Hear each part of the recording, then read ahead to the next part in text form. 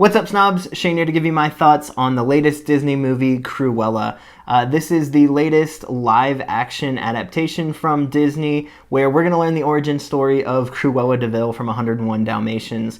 In this film, she's played by Emma Stone, and it really follows her during this, punk revolution in London in the 60s, where she goes from being a nobody to taking the fashion world by storm and becoming the character that we know her to be in 101 Dalmatians. These movies have been pretty hit or miss for me in the past, these Disney live-action adaptations, especially the one that focuses on the villains. They haven't always worked for me, so let's find out. Was this film delightful, or was it rough?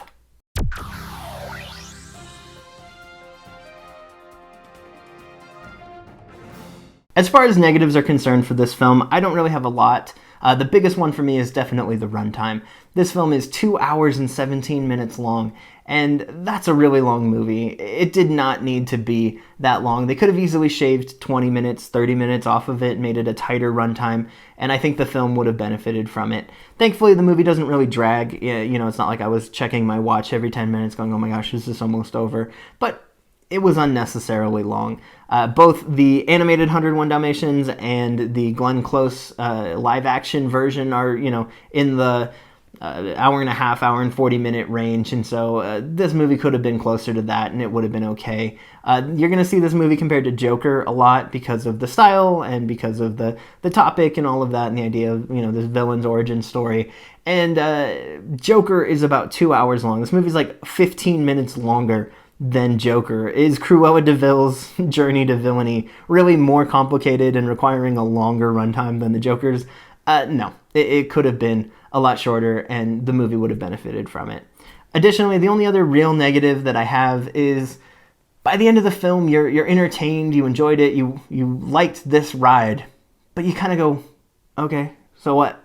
What was the point of that? I think something like Joker, there were some real-world takeaways. It was an examination of the mental health system in America and, all the different factors that go into society contributing to someone ending up the way that he ends up and, whatever else you want to say about that film. At the end of this movie, there wasn't some, real-world application where I went, oh, man, I'm so glad I watched this movie. I'm a better person for seeing this because blank. It was just entertainment, and at 2 hours and 17 minutes, that's a long, bloated runtime to be just entertainment and not really have, too much of a deeper message that it conveyed. Those are the only real negatives that I had about the movie, is that it was long, and you kind of go, okay, it's kind of disposable in that way. Let's talk about what did work, though. I went into this film not expecting to particularly like it. Most of the Disney live-action adaptations have not worked for me. I've found them to be mostly inferior to the animated films. But I think the best one out of the bunch has been a Jungle Book. And I think a big part of that is because people don't care as much about the story of a Jungle Book as they do as, Lion King or Aladdin or Beauty and the Beast. And so there's more room to play with the story. There's more room for improvement. You're not going to improve on Beauty and the Beast. It's already perfect. And so when you try to make a live-action version, it's going to be inferior.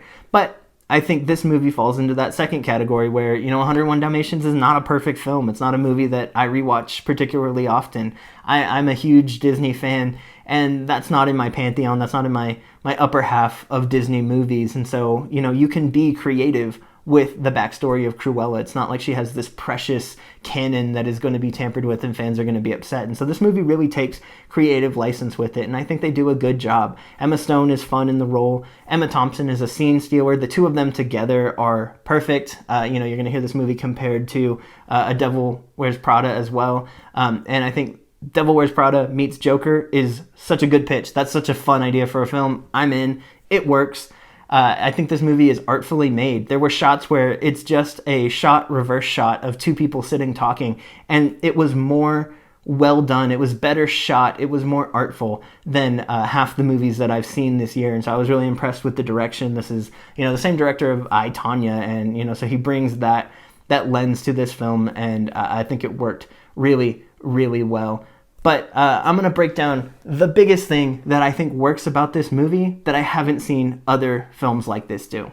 What I hated about Maleficent is that it set you up with the expectation of you're going to get Sleeping Beauty's story from Maleficent's perspective. You already know the story, you know how it plays out. Now let us tell you it from the villain's perspective. And I think, just as someone who loves storytelling and loves good story, the best villains are the ones that you identify with and you understand. Now, obviously, they're going to end up on the wrong side of things, and you have to, you can't condone their actions or their method for going about what they're doing. But the best villains are the ones that you understand why they're doing what they're doing. They're not just evil because they're some cartoonish villain. They're evil because they have a reason.